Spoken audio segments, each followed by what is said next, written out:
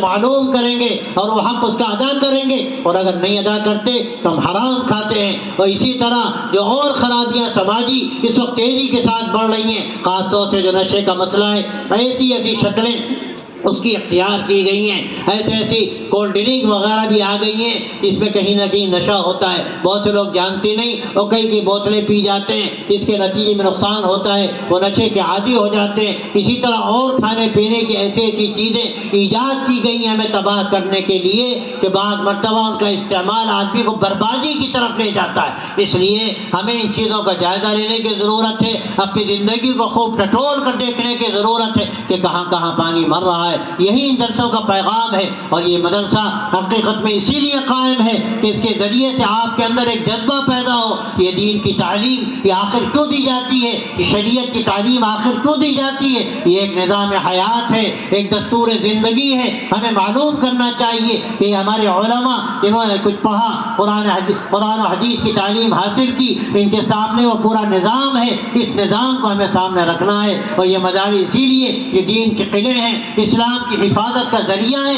ان سے ہم کو فائدہ اٹھانے کی ضرورت ہے۔ الحمدللہ یہ مدرسہ جلیلیہ اس کو زیادہ مدت نہیں ہوئی، لیکن اللہ تعالیٰ جزائے خیر سے ہمارے عزیز مولانا ذاکر کو اور ہمارے محترم حضرت یوسف علی صاحب اور تمام بزرگوں کو جن کی سرپرستی میں الحمدللہ یہ ادارہ پھل پھول رہا ہے، آگے بڑھ رہا ہے۔ یہ ادارے حقیقت میں ان کی خدمت کرنا، ان کو آگے بڑھانا، ان کی اعانت کرنا کسی بھی حیثیت سے ہو، یقیناً یہ بڑے ثواب کا بھی کام ہے۔ اور ظاہر ہے یہ اسلام کے قلعے ہیں، ان قلعوں کو جتنا مضبوط کیا جائے اس سے اسلام کی مضبوطی ہے اور مسلمانوں کی مضبوطی ہے۔ لیکن یاد رکھیے یہ رسمیں نہیں ہیں، ہمیں سمجھنے کی ضرورت ہے یہ مدرسے ہماری زندگی کو بدلنے کے لیے ہیں، ہمیں تعلیم دینے کے لیے۔ یہ نونہال یہ چھوٹے چھوٹے بچے یہاں کا تعلیم حاصل کر رہے ہیں، جو اسکولوں کالجوں میں جانے والے بچے ہیں ان کا بھی الگ سے 1 گھنٹے کا انتظام ہو، جو بچیاں کالجوں میں جاتی ہیں ان کا الگ سے باقاعدہ کم از کم گھنٹے 2 گھنٹے کا انتظام ہو، ان کی تربیت ہو تاکہ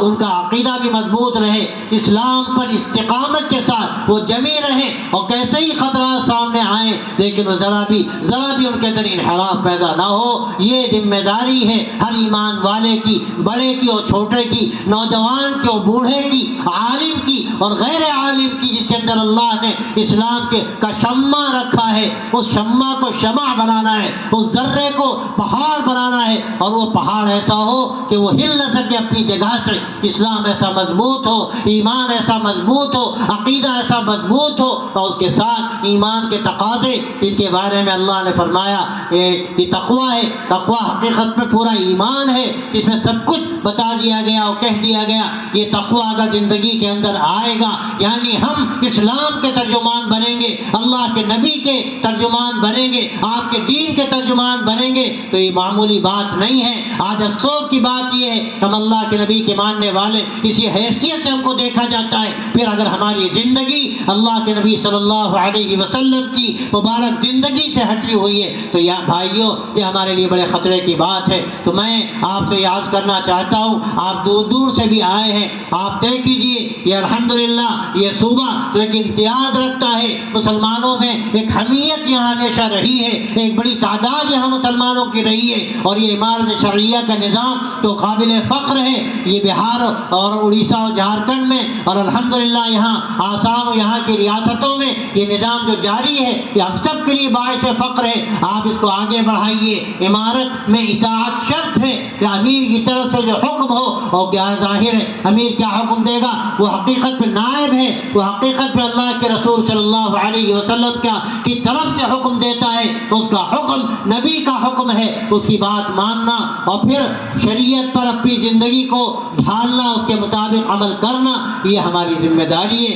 ان جلسوں کا حقیقت میں یہی پیغام ہے، آپ کو یہاں بلایا گیا، آپ یہاں سے عزم لے کر جائیے، ہم اپنی خرابیوں کو دور کریں گے، اپنی خامیوں کو دور کریں گے۔ اور میں آپ سے صاف کہتا ہوں آج کے ان حالات میں ہماری کامیابی کا راز یہ ہے اپنی زندگی کو ہم بہتر بنائیں، اپنی ہمت پیدا کریں حوصلہ پیدا کریں. اور یہ تو قرآن مجید میں کہا گیا وَلَا تَيْأَسُوا مِن رَوْحِ اللَّهِ فَإِنَّهُ لَا يَيْأَسُ مِن رَوْحِ اللَّهِ إِلَّا الْقَوْمُ الْكَافِرُونَ. کبھی اللہ کی رحمت سے مایوس مت ہو، اس لیے کہ اللہ کی رحمت سے تو وہ لوگ مایوس ہوتے ہیں جو اللہ کا انکار کرتے ہیں. اللہ نے ایمان دیا، اس کے بعد کیسی مایوسی. لیکن ضرورت ہے عزم حوصلے کی، ضرورت ہے اپنے ایمان کو مضبوط کرنے کی، اللہ پر یقین پیدا کرنے کی، اور اللہ کے نبی صلی اللہ علیہ وسلم سے سچی محبت کی، اور آپ کے آخری لائے ہوئے دین اور شریعت پر پابندی سے عمل کرنے کی، اور اپنے اندر جو ناہمواریاں ہوں اور جو بد اخلاقیاں ہوں اور دین سے ہٹی ہوئی جو صفات ہوں ان کو دور کرنے کی، اپنے اخلاق کو سنوارنے کی. یہ وہ چیزیں ہیں کہ اگر انشاءاللہ اپنی زندگی کے اندر ہم نے ان کو پیدا کیا تو ہماری زندگی بھی نمونہ ہوگی. اور کیا بعید ہے کہ ہماری یہ زندگی غیروں کی ہدایت کا سامان بنے، لوگ دیکھیں اور اسلام کے بارے میں ان کے اندر ایک شوق پیدا ہو، ایک حوصلہ پیدا ہو کہ یہ وہ زندگی ہے جو لائق قبول ہے، جو اس قابل ہے کہ اس کو اختیار کیا جائے. اور یاد رکھیے کہ ساری دنیا آج اس بے چینی کا شکار ہے، اور یہ دنیا جہنم کدا بنتی چلی جا رہی ہے. اس میں سب سے بڑا حصہ ہماری بدعمالیوں کا ہے کہ اگر ہم نے اچھے اخلاق اختیار کیا ہوتے اور نمونہ پیش کیا ہوتا تو شاید دنیا اس نمونے کو اختیار کرتی اور اس کے لیے سکون کا انتظام ہوتا. اور جہاں کہیں بھی ایسے نمونے سامنے آ رہے ہیں وہاں لوگوں کے حالات میں ایک تبدیلی پیدا ہو رہی ہے. آپ اگر یہ طے کر کے جائیے، آپ اپنے گھروں میں یہ پیغام دیجیے، اپنی خواتین کو یہ پیغام دیجیے کہ آج کے ان حالات کی تبدیلی کا راستہ صرف ایک ہے کہ ہم اللہ کے دین کو مضبوطی کے ساتھ پکڑ لیں، اللہ پر یقین پیدا کریں اور اللہ کے دین کے مطابق اپنی زندگی کو گزارنے کی کوشش کریں. اپنے گھروں میں بھی، بازاروں میں بھی، مسجدوں میں بھی، کاروبار میں بھی، اور ایک دوسرے سے تعلقات میں بھی جب یہ دین مکمل طور پر انشاءاللہ ہم اختیار کریں گے تو ہماری زندگی ایک نمونے کی زندگی ہوگی، اور اس کے ذریعے سے اللہ تبارک و تعالی شاید کوئی دوسرا فیصلہ فرما دے. اس لیے کہ اللہ تبارک و تعالیٰ کا نظام ہے کہ جیسی ہماری زندگی ہوگی فیصلے اللہ تعالیٰ کے ہماری زندگی کے اعتبار سے ہوتے ہیں. حقیقت میں یہ ہماری زندگیاں اللہ کے فیصلوں کو بدلتی ہیں، ہماری بدعمالیاں اللہ کے غضب کو دعوت دیتی ہیں، اور ہماری زندگی کی بہتر تبدیلیاں عقیدے کی مضبوطی اور اعمال کی پختگی اللہ کی نصرت کو دعوت دیتی ہیں. انشاءاللہ اگر ہم نے یہ طے کر لیا اور یہاں سے بھی پیغام لے کر گئے تو یہ شب بھی مبارک، آپ کا آنا بھی مبارک، ہمارا حاضر ہونا بھی باعث خیر. اور کیا بعید ہے اللہ تعالیٰ اس کو ہم سب کے لیے خیر کا ذریعہ بنا دے، پورے ملک ہی کے لیے نہیں سارے عالم کے لیے، کہ ایمان